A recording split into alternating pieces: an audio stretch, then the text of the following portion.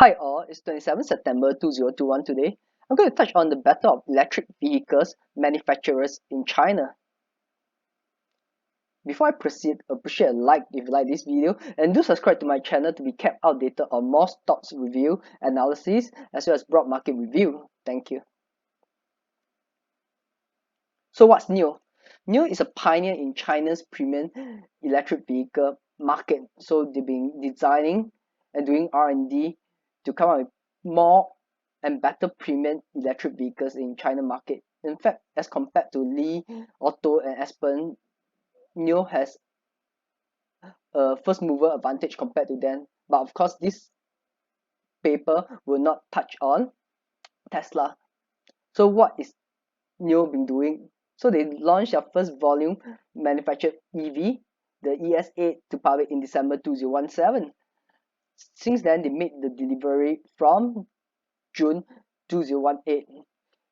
Besides manufacturing and delivering cars, they also provide value-added services like Power Home, that's for home charging, PowerSnap, that innovative battery swapping service, a Power Mobile, a mobile charging services through charging trucks, and Power Express, a 24-hour on-demand pick-up and drop-off charging services. What's unique is that they sell their vehicles through their own sales network, including their new houses and their mobile application.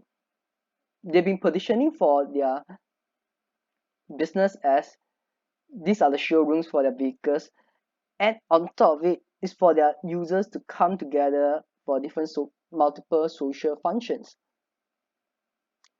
This is a page on new selected key data.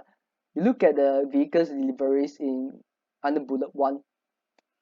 So you look at the quarter on quarter basis, and 2021 Q2 delivery is already 21,896. 2021 Q1 is 20,000, and you compare to 2020 Q2, actually the deliveries Q2 2021 is double that of 2020, and car price wise is selling at a premium, which from my computation, the current price average price work out to around 360,000 renminbi. For the July sales, they've been delivering 7,900. So if you just multiply by 3, that's easily into like 24,000, which is even higher than Q2.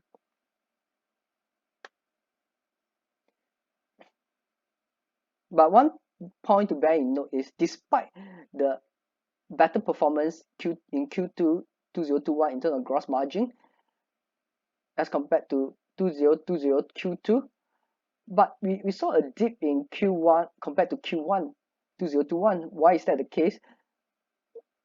Well, it's due to increased sales and marketing costs and R&D costs, which have gone up even higher. Something that's not so worrying is that they have ample cash and cash equivalents of 7.5 billion USD. That's good, so that even if they burn up cash to ramp up their delivery, get more sales, they have cash on hand that we will not fear dilution. But of course, they want to consider a Hong Kong listing, but that this has been delayed, possibly to 2022 as what they have mentioned. So the relative share price performance for Nio, Li Auto and Xpeng. Nio is in the red line, so compared to Xpeng in blue and Li Auto in purple, you'll see that all in all, price performance on a 1-year basis, Nio and and Xpeng are doing as well, except Li Auto, which is slightly underperforming by 20 to 30%.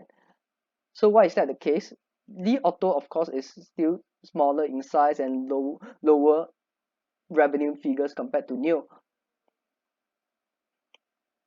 And from this observation, it implies that Nio is still mostly favored by the institutional and retail investors.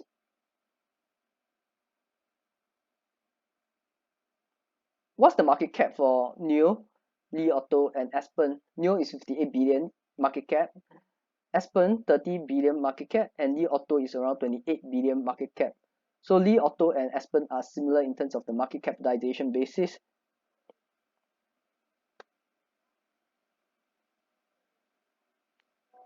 So what have Li Auto and Xpeng delivered in terms of car numbers?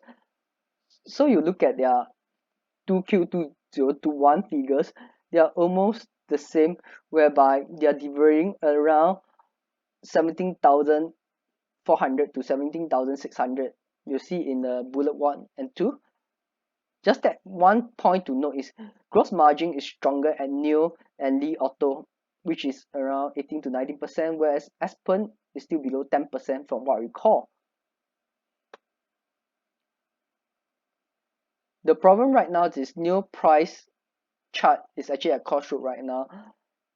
Will it be a W shape for them to find bottom for these few months? Or will they continue to go a downtrend and form a M shape, cut through breaking 35 and 30 and going up down to 22 USD?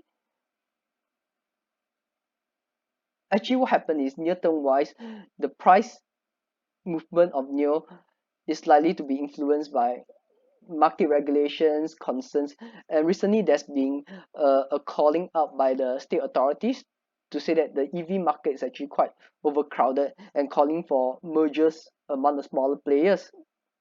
The good thing is Nio is still slightly bigger, so in the event that there's any M&A, it's likely to be Nio acquiring another car manufacturer. Question is, will they be forced to overpay?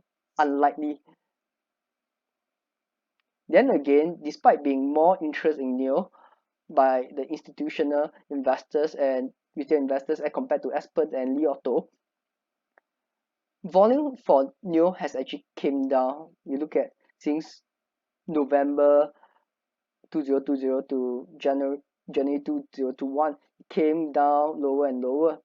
It's important for the price to hold at $35. If it don't hold, then potentially it will go down another small leg down to 30 USD, which hopefully it can hold there.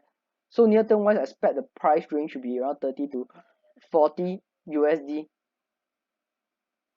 until 3Q results come out or the delivery numbers start to come out to show very strong figures that outperform their previous month-on-month performance greatly. So all in all, I will adopt a prediction that I will take a step back, watch the price movement on Nio, because the general market sentiments for Chinese equity listed in US isn't that fantastic, and I already have a decent position. And considering its valuations and pricing is still at a slightly premium compared to Li Auto and Xpeng, I think there's no need for me to rush. Will it go up? Possible, but the risk reward isn't that fantastic for me right now. As always, this should not be construed as any investment or trading advice. Thank you. Do follow me for more updates on Nio as I continue to research on Nio and electric vehicle industry. Thank you.